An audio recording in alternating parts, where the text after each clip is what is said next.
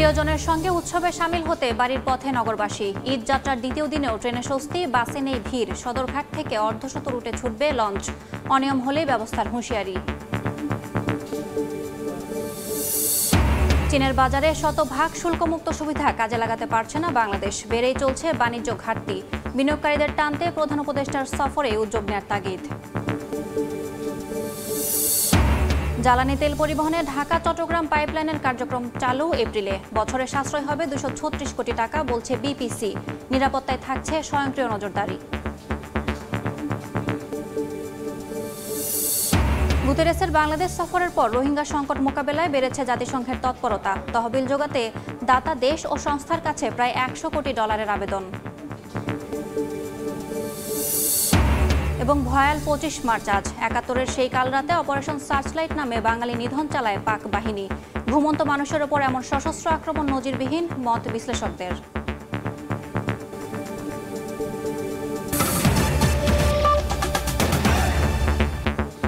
সময় সংবাদের সঙ্গে আছি আমি ইয়াসমিন অনন্যা। প্রিয়জনের সঙ্গে ঈদ করতে রাজধানী ছাড়ছেন নগরবাসী। ঈদ যাত্রার দ্বিতীয় দিনেও ট্রেনে স্বস্তি রয়েছে, বাসে নেই ভিড়। লঞ্চে ঈদ যাত্রা শুরু হচ্ছে আজ সকাল 6টায় কমলাপুর রেল স্টেশন থেকে রাজশাহীগামী ধূমকেতু এক্সপ্রেস ছেড়ে যাওয়ার মাধ্যমে ট্রেনে দ্বিতীয় দিনের ঈদযাত্রা শুরু হয়। নেই চিরচেনা উপচে পড়া ভিড়, নির্বিঘ্নে ঢাকা ছাড়ছেন যাত্রীরা। প্রতিটি ট্রেনেই ছেড়ে গেছে সময় মতো। টিকিটবিহীন কোনো যাত্রীকে প্ল্যাটফর্মে প্রবেশ করতে দেওয়া হচ্ছে না। এদিকে বাস টার্মিনালে এখনও নেই যাত্রীর চাপ। মহাখালী ও গাবতলী টার্মিনাল ঘুরে দেখা গেছে এই চিত্র। বেশিরভাগ আসন ফাঁকা রেখে ছেড়ে যাচ্ছে বাস। পরিবহন সংশ্লিষ্টরা বলছেন, লম্বা ছুটির কারণে এবার যাত্রীর চাপ কম। আগামী 2-1 দিনের মধ্যে যাত্রীর চাপ কিছুটা বাড়তে পারে।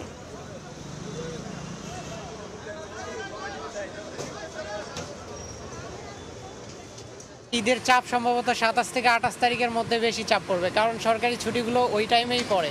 ঈদের জন্য অবশ্যই অনেক খুশি, দীর্ঘদিন পর বাসায় যাচ্ছি আর ভোগান্তিও কম। সব মিলিয়ে সুষ্ঠু পরিবেশ এখন অবধি বজায় আছে। অনেক দীর্ঘ একটা পথ পাড়ি দিয়ে যাচ্ছি আব্বু আম্মুর কাছে, শুধু একটা দিনের জন্যই তো, এটাই আসলে আনন্দ। ঈদের ছুটি পাইছি আগে বেশি ছুটি, অনেকটা লং ছুটি এবার, এই জন্য আগে চলে যাচ্ছে। যেখানে আপনার 4 গাড়ি 5 গাড়ি মনে করেন সকালের ভিতর যায়, ওই জায়গায় আমরা ছাড়তেছি 1 গাড়ি, সকাল থেকে মাত্র 1 গাড়ি গেছে আমাদের। সামনে আরো ভিড় হবে, এই কারণেই যাওয়া আর কি। মূলত রাস্তাঘাটের অবস্থা কেমন হবে জনগণ এখনো জানে না। ঈদ যাত্রার দ্বিতীয় দিনের খবর জানাতে এই মুহূর্তে ঢাকার কমলাপুর রেল স্টেশনে আছেন রিপোর্টার আলামিন তুষার এবং গাবতলী বাস টার্মিনালে আছেন তানভীর হাসান মেঘ। সরাসরি শুরুর দিকে যাচ্ছি তুষারের কাছে। এই 10টা বাজলো এবং সঙ্গে সঙ্গেই কিন্তু জামালপুর এক্সপ্রেস যে ট্রেনটি সেটি কিন্তু আমাদের পাশ দিয়ে এক্ষুনি চলে গেল। এই জামালপুর এক্সপ্রেস কিন্তু ঠিক 10টাতেই ছাড়বার কথা ছিল একদম সময় মতো, এবং সকাল থেকে আমরা দেখেছি যে 12টি আন্তনগর এক্সপ্রেস ট্রেন কিন্তু এই কমলাপুর রেলওয়ে স্টেশন থেকে অর্থাৎ ঢাকা রেলওয়ে স্টেশন থেকে ছেড়ে গেছে। প্রতিটি ঠিক এমনটাই আসলে সময় মতোই ছেড়ে গেছে, এবং নিশ্চয়ই দর্শক আপনারা দেখতে পাচ্ছেন যে প্ল্যাটফর্মও কিন্তু এখন বেশ খালি হয়ে গেল, কেননা আসলে এই ট্রেনটি চলে গেল। এই ট্রেনে কিন্তু যারা ছিলেন তারা কিন্তু চলে গেলেন। এবং যেমনটা আসলে গতকালকে দর্শক আপনাদেরকে জানিয়েছিলাম যে প্রতিদিনকার যে অনলাইনে টিকিট যেহেতু বিক্রি হচ্ছে, তার সঙ্গে আমরা দেখেছি যে স্ট্যান্ডিং টিকিটও কিন্তু আসলে 25% করে বিক্রি হচ্ছে। আমরা এই ট্রেনটিতে কিছুক্ষণ আগেও যাত্রী যারা ছিলেন তাদের সঙ্গে যখন কথা বলছিলাম, তারা বলছিলেন অনেকেই আসলে স্ট্যান্ডিং টিকিটেও আমরা দেখেছি যে তারা আসলে অনেকে দাঁড়িয়ে ভ্রমণ করছেন, এবং অনেকে আসলে বিভিন্ন ধরনের টুল বা এরকম কিছু নিয়ে নিয়েছেন আসলে ফাঁকা জায়গাগুলোতে বসার জন্য। কারণ আসলে সামনের স্টেশনগুলোতেও কিন্তু তারা অনেকেই আসলে উঠবেন, তখন যেহেতু স্ট্যান্ডিং টিকিটের জায়গায় যারা কেটেছেন তারা আসলে সিট পাবেন না, সেই জায়গাগুলো মাথায় রেখে। এবং প্ল্যাটফর্মেও কিন্তু এই যে অবস্থা সেটারও কিন্তু অন্যতম কারণ হলো আমরা দেখেছি যে কমলাপুর রেলওয়ে স্টেশনে ঢোকার ক্ষেত্রেই কিন্তু বেশ চেকিং করেই আসলে ঢোকানো হচ্ছে। টিকিটবিহীন যাত্রীদেরকে কিন্তু আসলে রেলওয়ে স্টেশনে প্রবেশ করতে দেওয়া হচ্ছে না, যার কারণে ভোগান্তিটা কিন্তু বেশ অনেকটাই কম। আমরা অনেক সময় আগে যখন আগের বছরগুলোতে দেখেছি আসলে অনেক সময় আসলে টিকিট থাকলেও আসলে যাত্রীরা উঠতে পারে না, সেই ধরনের কোনো ভোগান্তি কিন্তু এবার নেই। সঙ্গে ছুটিটা যেহেতু এবার লম্বা, সেই জায়গা থেকে কিন্তু তারা বলছেন যে ছুটি লম্বা হওয়ার কারণে অনেকে আসলে ভাগে ভাগে বাড়ি ফিরছেন, সেই জায়গা থেকেও আসলে ভোগান্তিটা কম রয়েছে। তবে আজকে দুপুরের পরে অর্থাৎ অফিস শেষ হয়ে যাওয়ার পরে সরকারি অফিসগুলো যেহেতু আগামীকাল স্বাধীনতা দিবসের ছুটি, সেই স্বাধীনতা দিবসের ছুটি যেহেতু পেয়ে যাবেন, সেই ছুটির জায়গা থেকে কিন্তু আসলে দর্শক অনেকেই আসলে বিকেলে তাদের অফিস শেষ করে হয়তো বাড়ি ফিরবেন, তখন হয়তো ভিড় বাড়তেই পারে, সেই জায়গা থেকেও আছে। এবং এই ছিল এখান থেকে অর্থাৎ কমলাপুর রেল স্টেশন থেকে আমার কাছে সবশেষ তথ্য। আমরা এখন চলে যাব সড়কের ঈদযাত্রার খবর জানতে। গাবতলীতে আছেন সহকর্মী তানভীর হাসান মেঘ।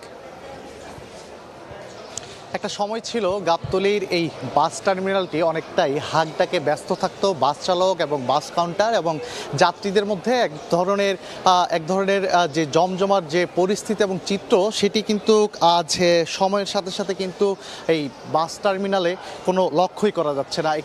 এখানে আমরা সকাল থেকে এসেছি, সকালে পুরো বাস টার্মিনাল ঘুরেছে এবং এখানকার যে বাস কাউন্টারগুলো রয়েছে তাদের সাথে আমরা কথা বলেছি। তারা আমাদেরকে যেমনটা জানিয়েছে যে এখন পর্যন্ত গতকাল আনুষ্ঠানিকভাবে ঈদযাত্রার প্রথম দিন থাকলেও আজ দ্বিতীয় দিনও তারা যাত্রীর কোনো দেখা পাচ্ছে না এবং সেই সঙ্গে হচ্ছে এক কথায় তারা বলছে যে বেশিরভাগ বাসগুলোই তারা আসন ফাঁকা রেখেই তারা বাস ছাড়তে বাধ্য হচ্ছে এবং সেই সঙ্গে তাদের আরেকটি দাবি যে পদ্মা সেতুর কারণে দক্ষিণাঞ্চল এবং উত্তরাঞ্চলের যে যাত্রীরা রয়েছে তারা এই জায়গাগুলো এই বাস টার্মিনাল থেকে তারা এখন আসছে না, যার কারণ হচ্ছে পদ্মা সেতুর ফলেই তারা মূলত হচ্ছে যে ওই দিকটা দিয়ে তারা বাড়িতে পাড়ি দিচ্ছে এবং সেই সঙ্গে তারা বলছে যে এই গাবতলী বাস টার্মিনাল আশেপাশে যে এলাকাগুলো রয়েছে অর্থাৎ শ্যামলী, আসাদ গেট এবং ধানমন্ডি এলাকা থেকে যে সকল উত্তরবঙ্গ এবং দক্ষিণবঙ্গের যাত্রীরা একটা সময় আসতো সেই জায়গায় তারা এখন আসছে না এবং সেই সঙ্গে তারা বলছে, পরিবহন সংশ্লিষ্টরা বলছে যে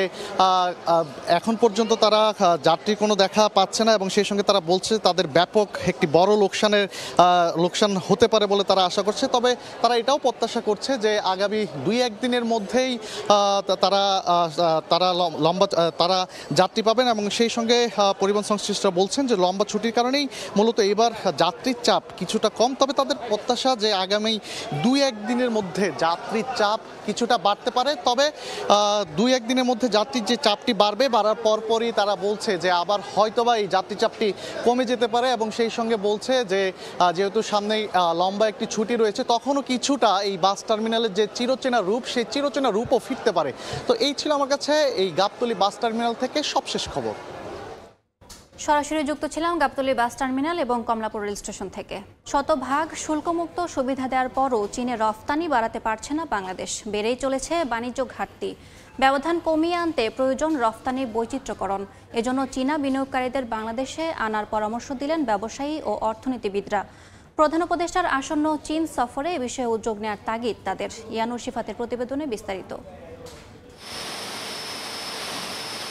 আমদানি করা চীনা পণ্যের ওপর অনেকটাই নির্ভরশীল বাংলাদেশের অর্থনীতি। গেল অর্থ বছরে চীন থেকে আমদানি ব্যয় ছাড়িয়েছে $1,664 কোটি, যা মোট আমদানি ব্যয়ের 26.31%। বিপরীতে দেশটিতে রফতানি হয়েছে মাত্র $41 কোটি মূল্যের পণ্য, যা মোট রফতানির কেবল 1%। বড় অঙ্কের এই বাণিজ্য ঘাটতি কমাতে বাংলাদেশের পাশেও দাঁড়িয়েছে বিশ্ব অর্থনীতির শীর্ষ দেশ চীন। 2020 সালে বাংলাদেশ থেকে রফতানি হওয়া 97% পণ্যে শুল্কমুক্ত সুবিধা দেয় দেশটি। 2022 সালে এসে চামড়া ও চামড়াজাত পণ্য সহ 98% বাংলাদেশি পণ্যকে দেয়া হয় এই সুবিধা। পরের বছর যুক্ত হয় আরও 383টি পণ্য। 2023-এর অগস্ট থেকে নতুন করে 1% আর গেল ডিসেম্বর থেকে স্বল্পোন্নত দেশ হিসেবে বাংলাদেশের শতভাগ পণ্য রফতানিতে শুল্কমুক্ত সুবিধা দেয় চীনা সরকার। এই অবস্থায় প্রধান উপদেষ্টার এবারের চীন সফরে শুল্কমুক্ত সুবিধা বাস্তবায়নে দর কষাকষির তাগিদ দিচ্ছেন ব্যবসায়ীরা। পণ্য চীনের বাজারে ঢোকানোর জন্য আমাদের খুব সচেষ্ট হওয়া উচিত। 2 হচ্ছে তাদের এখান থেকে আমরা যত বেশি বিনিয়োগ বাংলাদেশে নিয়ে আসতে পারবো, এই দুইটার সম্মিলনেই কিন্তু আমরা চীনের সাথে যে আমাদের একটা বড় ট্রেড গ্যাপ আছে সেটাকে কমিয়ে আনতে পারি। আশা করি যে এই বিষয়গুলো এইবার যথাযথভাবে উত্থাপিত হবে। বাংলাদেশের শীর্ষ বিনিয়োগকারী দেশগুলোর মধ্যে কখনো দ্বিতীয় আবার কখনো তৃতীয় অবস্থানে থাকে চীন। দেশটিতে রফতানি বাড়িয়ে বাণিজ্য ঘাটতি কমাতে চীনা বিনিয়োগ আকর্ষণে গুরুত্ব দেওয়ার পরামর্শ অর্থনীতিবিদদের। আমাদের যে ট্রেড বাস্কেটটা আছে চীনের সঙ্গে, এইটাকে আরও বৈচিত্র্যময় করা, এই দিকে দৃষ্টিটা দিতে হবে। উৎপাদন ক্ষমতাটাকে বৃদ্ধি করা, যাতে আমরা রপ্তানিযোগ্য পণ্যের উৎপাদনটা বাড়াতে পারি। প্রতিবেশী যেসব দেশ, সেসব দেশের সাথে যদি বাণিজ্য সম্পর্ক আরও ভালো করতে পারে, বিশেষত চীনের বিনিয়োগ বাংলাদেশে আসা, সেই বিনিয়োগের উপর ভিত্তি করে বাংলাদেশের রপ্তানি চীনের বাজারে যাওয়া, সাপ্লাই সাইড ক্যাপাসিটিগুলো আমরা বাড়াতে পারি, উৎপাদন সক্ষমতা এবং চীনের বিনিয়োগ সেখানে একটা ইতিবাচক ভূমিকা রাখতে পারে। চীন আমদানি করে এমন পণ্যের উৎপাদনে প্রতিযোগিতা সক্ষমতা বাড়ানোর উপর জোর দেন এই অর্থনীতিবিদ। চীন আমদানি করে সেই ধরনের পণ্য এখানে প্রডিউস করবে। ইয়ানুর শিফাত, সময় সংবাদ, ঢাকা। জ্বালানি তেল পরিবহনে আগামী মাসে শুরু হচ্ছে চট্টগ্রাম ঢাকা পাইপলাইনের বাণিজ্যিক কার্যক্রম। বিবিসি জানাচ্ছে, ভূগর্ভস্থ এই পাইপলাইনে দ্রুত ও পরিবেশ বান্ধব উপায়ে বছরে ২৭ লাখ মেট্রিক টন ডিজেল পরিবহন করা যাবে। এতে বার্ষিক সাশ্রয় হবে ২৩৬ কোটি টাকা। পাইপলাইনের নিরাপত্তায় থাকছে আধুনিক প্রযুক্তি নির্ভর স্বয়ংক্রিয় নজরদারি। মোমেন হোসেনের ছবিতে ফারুক ভাই রবিনের রিপোর্ট। সাগরপথে আমদানি কিংবা চট্টগ্রামের ইস্টার্ন রিফাইনারিতে পরিশোধনের পর সাধারণত নৌপথ, ট্যাঙ্ক, লরি আর রেল ওয়াগনে দেশের নানা প্রান্তে পরিবহন করা হয়ে থাকে জ্বালানি তেল। তুলনামূলক সময় সাপেক্ষ এই প্রক্রিয়ায় পদে পদে থাকে চুরি, পদ্ধতিগত লোকসান আর অপচয়ের ঝুঁকি। প্রথাগত এই অবস্থা বদলাতে ২০১৮ সালে নেওয়া হয় চট্টগ্রাম থেকে ঢাকা পর্যন্ত ২৫০ কিলোমিটার পাইপলাইন নির্মাণের উদ্যোগ। ২০২০ সালের ডিসেম্বরে প্রকল্প শেষ করার প্রাথমিক লক্ষ্য থাকলেও পরে দুইবারে মেয়াদ বাড়ানো হয় আরও ৪ বছর। বাড়ে প্রকল্প ব্যয়ও। তবে দ্বিতীয় দফা বর্ধিত সময়েও শেষ হয়নি কাজ। ডিপিপি পর্যায়ে বিভিন্ন সময় এস্টিমেশন, তারপরে ডিপিপি করে কোন মডালিটি নির্ধারণ, এই কারণে কিছুদিন দেরি হয়তো হয়েছে। মার্চে প্রকল্পের মেয়াদ শেষ হয়ে যাবে। হোপফুলি এপ্রিল থেকে আমরা এটা কমার্শিয়াল অপারেশনে যাওয়ার চেষ্টা করব। বাংলাদেশ পেট্রোলিয়াম কর্পোরেশন বিপিসি জানাচ্ছে, ১৬ ইঞ্চি ব্যাসের ২৫০ কিলোমিটার ভূগর্ভস্থ পাইপলাইনের মাধ্যমে কেবল ডিজেল পরিবহন করা হবে, আর বছরে তার পরিমাণ হবে ২৭ লাখ মেট্রিক টন। ভবিষ্যতে চাহিদা বাড়লে সুযোগ আছে এ সক্ষমতা ৫৪ লাখ মেট্রিক টনে উন্নীত করার। এতে জ্বালানি পরিবহনের সময় ও খরচ দুই বাঁচবে, বছরে সাশ্রয় করা যাবে ২৩৬ কোটি টাকা। আর তা সম্ভব হলে ১৬ বছরেই উঠে আসবে ৩৬,০০০ কোটি টাকার বিনিয়োগ। আমাদের বিভিন্ন ছোট ছোট ট্যাঙ্কারে করে এগুলো আনতে হতো, অনেক হ্যাজার্ড আছে, সেই ট্যাঙ্কার আমাদের ইউজ করতে হবে না এবং আমাদের কস্ট মিনিমাইজ হয়ে যাবে। এবং আমরা এটা অটোমেশনের আওতায় আছে যতটুকু পাইপলাইন, সো দ্যাট এখানে আমাদের কিন্তু ওয়েস্টেজও অনেক কমে যাবে। যেহেতু ঢাকা এবং চিটাগংয়ের মধ্যে একটা বিরাট অ্যামাউন্ট অফ তেল আমাদেরকে কন্টিনিউয়াসলি ট্রান্সফার করতে হয়, মোর রিলায়েবলি আমরা যখন দরকার তখন আমরা এই দুইটা সেন্টারের মধ্যে সুষ্ঠুভাবে নির্বিঘ্নে যদি আমরা এই ট্রান্সফারগুলো করতে পারি, তাহলে আমি মনে করি এটা আমাদের লং টার্মে এটা লাভ হবে। পাইপলাইনের নিরাপত্তাগত ব্যবস্থাপনায় থাকছে স্কাডা টেলিকমিউনিকেশন ও ক্যাথোডিক সুরক্ষা পদ্ধতির মতো আধুনিক প্রযুক্তি নির্ভর স্বয়ংক্রিয় নজরদারি। জ্বালানি তেল পরিবহনে দীর্ঘ ২৫০ কিলোমিটার পাইপলাইন ও সংশ্লিষ্ট বিভিন্ন অবকাঠামো নির্মাণ বিপিসির জন্য একেবারেই নতুন অভিজ্ঞতা। আর বিপুল কর্মযজ্ঞ শেষে বহুল কাঙ্ক্ষিত সে পাইপলাইন এখন বাণিজ্যিক কার্যক্রমের জন্য প্রায় প্রস্তুত, যা দেশের জ্বালানি খাতের জন্য মাইলফলক হয়ে থাকবে বলে মনে করেন প্রকল্প সংশ্লিষ্টরা। ফারুক ভিয়া রবিন, সময় সংবাদ, গোদনাইল রিসিভিং টার্মিনাল, নারায়ণগঞ্জ। আজ ভয়াল ২৫ মার্চ। ১৯৭১ সালের এই কালরাতে বাঙালি নিধনের মিশন নিয়ে চালানো হয় অপারেশন সার্চলাইট। ঢাকা শহর জুড়ে চলে নারকীয় তাণ্ডব, গণহত্যা। বিশ্লেষকরা মনে করেন, নিরস্ত্র ঘুমন্ত মানুষের ওপর এমন সশস্ত্র নির্বিচার আক্রমণ বিশ্বে নজিরবিহীন। ফারুক ভাই রবিনের রিপোর্ট। অস্ত্রহীন নিরাপদ মানুষের উপর, সাধারণ জনের উপরে সশস্ত্র বাহিনী ঝাঁপিয়ে পড়া নজির পৃথিবীর ইতিহাস নেই, কোথাও নেই। অনেক লোককে মেরেছে। এই যে রেল লাইন ছিল তখন শহরের মধ্য দিয়ে, রেল লাইনের দুই পাশে বস্তি, এই বস্তির লোকদেরকেও তারা পাকিস্তানি বিরোধী মনে করে সমানে গুলি করে মারছে এবং সবচেয়ে বেশি সংখ্যায় এদেরকেই মেরেছে। তবে সেই রাতে অগণিত মানুষের আত্মত্যাগ অনুপ্রেরণা যোগায় মুক্তির সংগ্রামে। রাজারবাগ পিলখানায় পুলিশ ইপিআরের বীরত্ব রুখে দাঁড়ানো উজ্জীবিত করে অদম্য সাহসী মুক্তি সেনাদের। ভয়াবহতার পরে যখন মানুষ উপলব্ধি করে যে আমরা যদি প্রতিরোধ না করি তাহলে আমরা নিশ্চিন্ন হয়ে যাব, সবাই এটা উপলব্ধি করে ঝাঁপিয়ে পড়েছিল। সর্বস্তর মানুষ তখন সাহসী হয়ে উঠল। সাধারণ জনগণ কিন্তু যে যার কাছে যা কিছু ছিল অস্ত্র সেটা নিয়ে ঝাঁপিয়ে পড়ল। সেই রাতের গণহত্যার পর ৯ মাসের রক্তক্ষয়ী মুক্তিযুদ্ধের মধ্য দিয়ে বিজয় ছিনিয়ে আনে বাঙালি। ৩০ লাখ শহীদের আত্মত্যাগে শত্রুমুক্ত হয় লাল সবুজের বাংলাদেশ। ফারুক ভিয়া রবিন, সময় সংবাদ, ঢাকা। দিন দিন পানির স্তর নিচে নেমে যাচ্ছে, শুকিয়ে গেছে বেশিরভাগ নদী নালা, খালবিল ও পুকুর। একই সঙ্গে পানির অভাবে বন্ধ হয়ে গেছে মাছের অনেক হ্যাচারি। তীব্র মাছ সংকট দেখা দিয়েছে উত্তরের জেলা ঠাকুরগাঁওয়ে।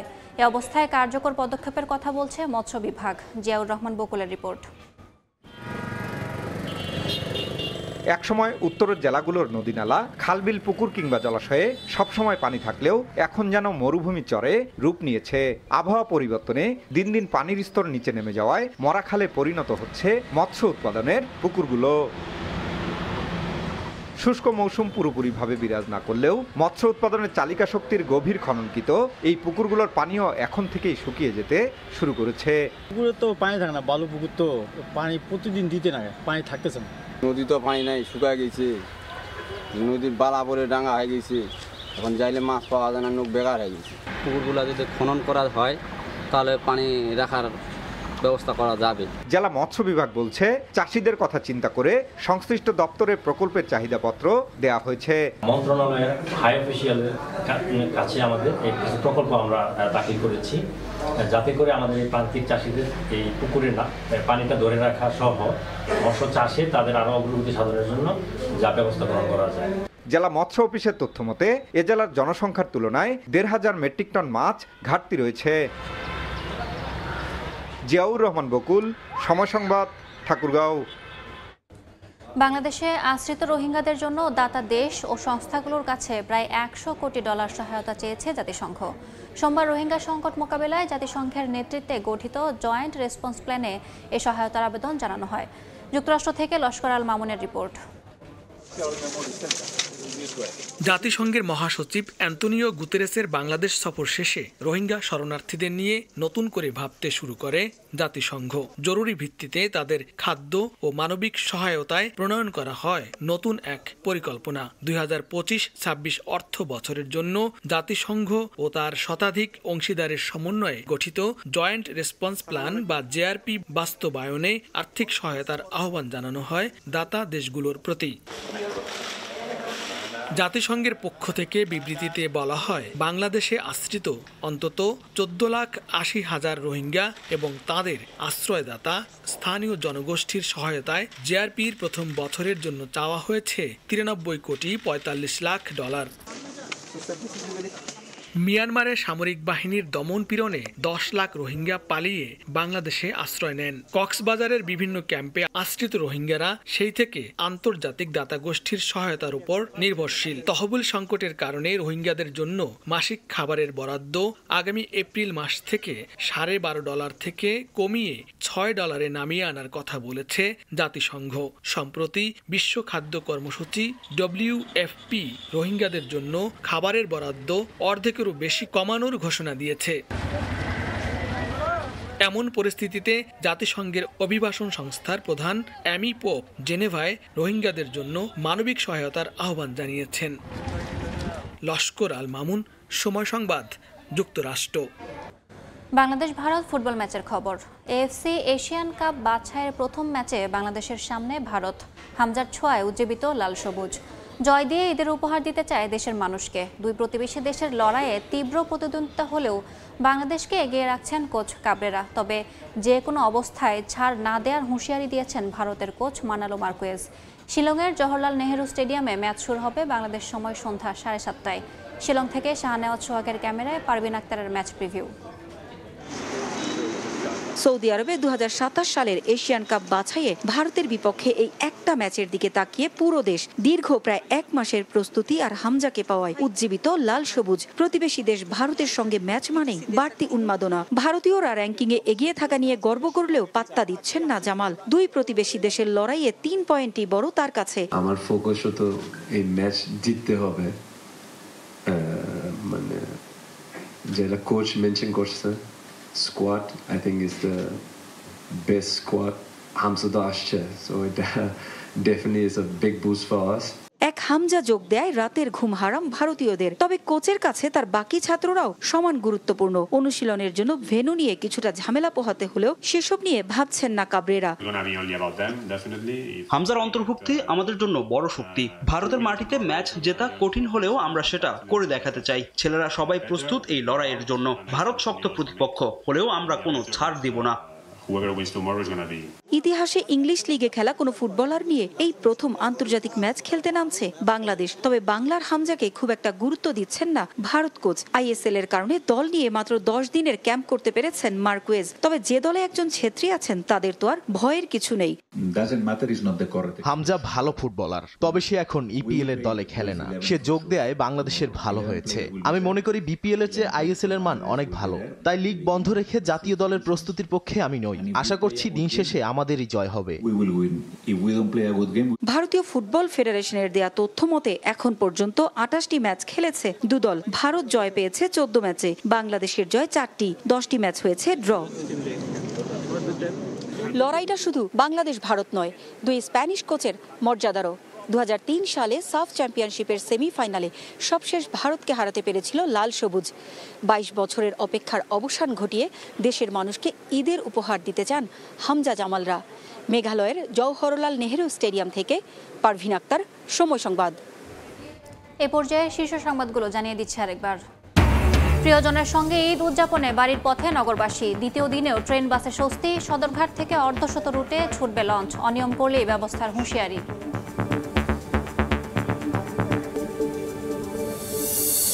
চীনের বাজারে শতভাগ শুল্কমুক্ত সুবিধা কাজে লাগাতে পারছে না বাংলাদেশ। বেড়েই চলছে বাণিজ্য ঘাটতি। বিনিয়োগকারীদের টানতে প্রধান উপদেষ্টার সফরে উদ্যোগ নেওয়ার তাগিদ। এবং ভয়াল 25 মার্চ আজ। 71-এর সেই কাল রাতে অপারেশন সার্চলাইট নামে বাঙালি নিধন চালায় পাক বাহিনী। ঘুমন্ত মানুষের ওপর এমন সশস্ত্র আক্রমণ নজিরবিহীন, মত বিশ্লেষকদের।